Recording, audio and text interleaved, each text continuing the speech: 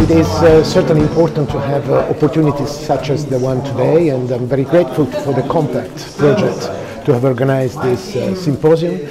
It is important to raise awareness across audiences, and I think one of the goals of the project is exactly that, and to do it in a region where the phenomenon of disinformation is particularly felt as a threat due to various forms of foreign meddling. The discussion today has brought to light the challenges that we are facing both in the area of political advertising and as well as in other areas, like how to better understand the digital space and the various forms of manipulation that bad actors are increasingly using in order to distort public opinion. What is at stake, it is our democracy, it's the credibility of our institution, is the future of the policies that should support growth and inclusion in Europe. The key takeaway from our discussion is to understand whether laws that were written in the 20th century regarding campaign finance and the regulation of online political advertising actually are fit for purpose in a world where most of the political messaging happens on social media.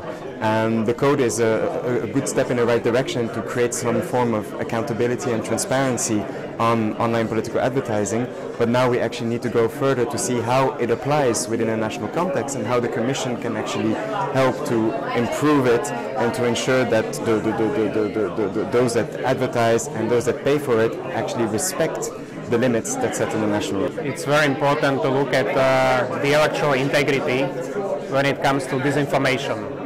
Disinformation is nothing new. It has been here for many, many years. I believe it's only an old wine in a new bottle.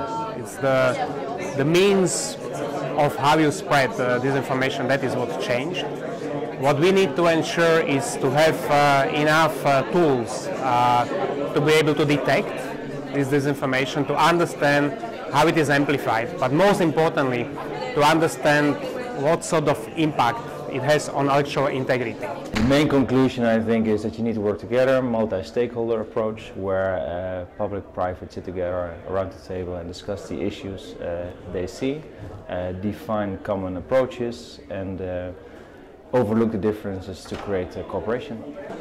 Several interesting points. We got into discussion on, I would say, division, ethics, regulation and innovation. Does regulation and ethical consideration obstruct innovation or not?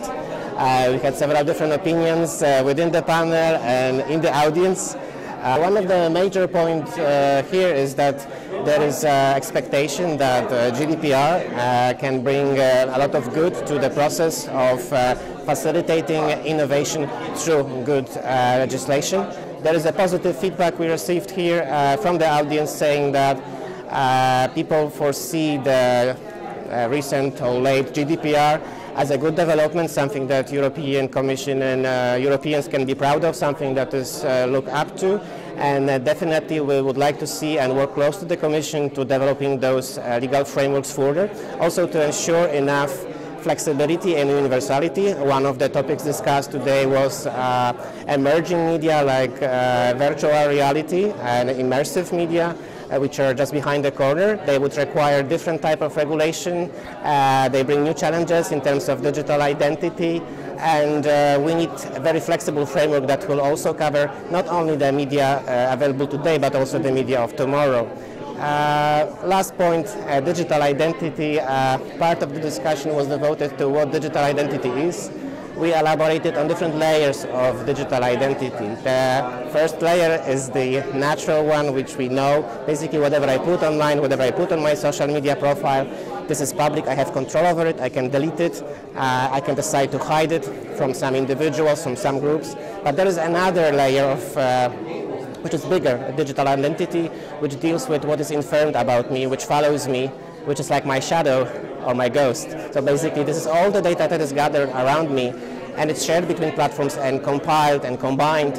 And it's an image of myself that I have no awareness of and I have very little control over. So what we would like to see in the future is to have more transparency in this field too, so that the platforms are more explicit on what the data is gathered around us, about us, so that if some inferences are not necessarily correct in our mind, we still have a right to correct it or remove parts of it. so that our digital identity, which is understood here in a broader sense, not only about the data we put, but also the data that is inferred about us from the outside, is relevant to us and really reflects who we are and what do we expect.